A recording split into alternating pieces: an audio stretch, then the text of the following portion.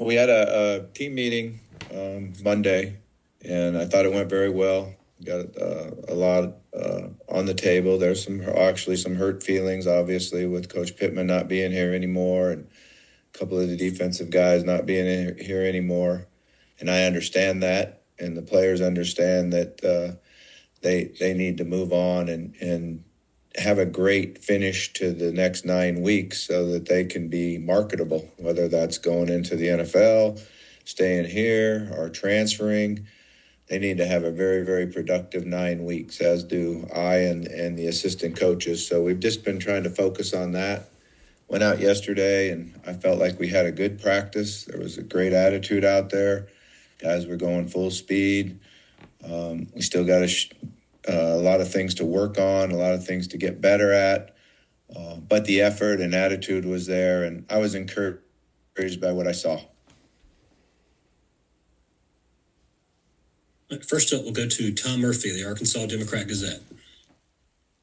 Yeah, good morning, Bobby. I'm wondering, when you are going to tinker with defensive schemes midway through a season and you've got 2 weeks for your next game, what are the challenges you face, and how broadly can you change things?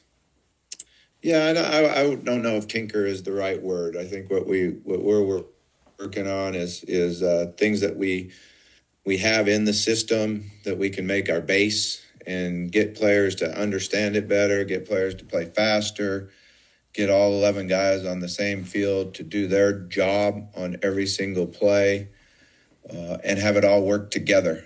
There was a lot of defense in. There was a lot of assignment errors and confusion, and we're really working hard at making sure that goes away and we can get lined up, get in a great stance, get our eyes where they belong, and play together as a unit.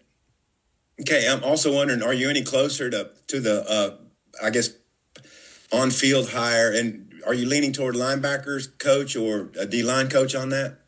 I'm working hard on it. We've been working on it now for a couple of days. I think I got the guy I want, but I haven't had the stamp, okay, move ahead, let's go yet, but working hard on it.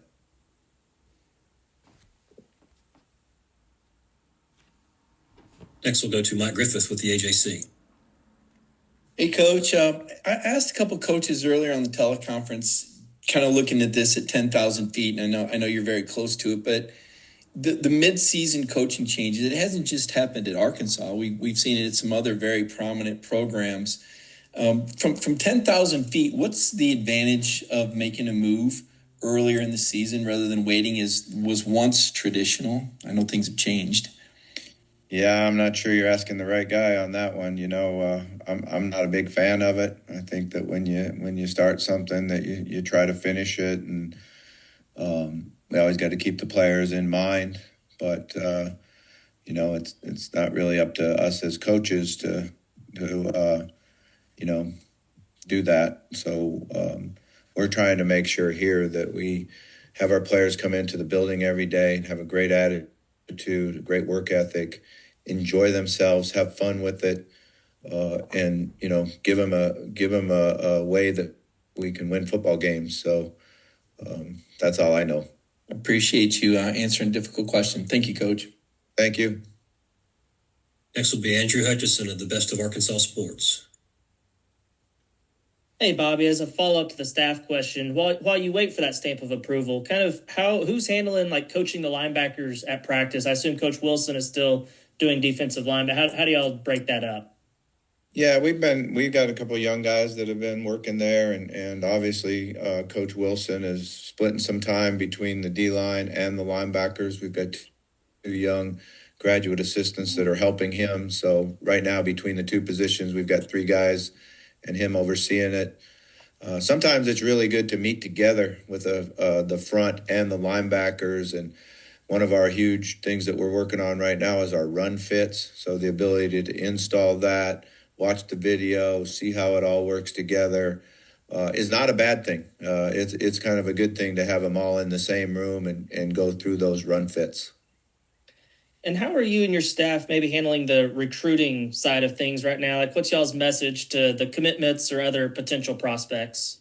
Yeah, we're just trying to continue the relationships that we've had. I felt like we did a really good job of recruiting here. We have a good group, and we all do understand that we're going to lose some guys. That's the nature of the business, and there's guys that I know there's a guy a couple days ago or the next day that really, really wants to come here, is really interested in this, but mom and dad don't want him to be left out in the cold, so he decommitted from us. So I mean, it's life for them too, and a lot of unanswered questions. We're just going to continue to build the relationships we have, and continue to understand the young men that it's about the University of Arkansas and how much you liked it here when you're on your visit and going to school and getting your degree, and the football part of it will take care of itself.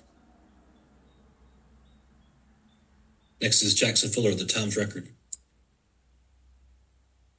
Hey, Bobby, just wondering, what's the balancing act when you maybe spoke with the team between, challenging these guys over the next 9 weeks and also, providing that comfort of the hurt feelings that you spoke of in your opening statement? Yeah, I don't really know what the balancing act is. I know that I tried to let them understand that everybody in the room is feeling some of the things that have hurt and don't feel right, and something that I came here to coach the quarterbacks, coordinate the offense. I came here because Coach Pittman was a man that reached out to me, and I developed a really close friendship with him and respect him tremendously. And I woke up and now he's no longer here. So I have the same feelings that a lot of people in the room had. And then we have to understand it.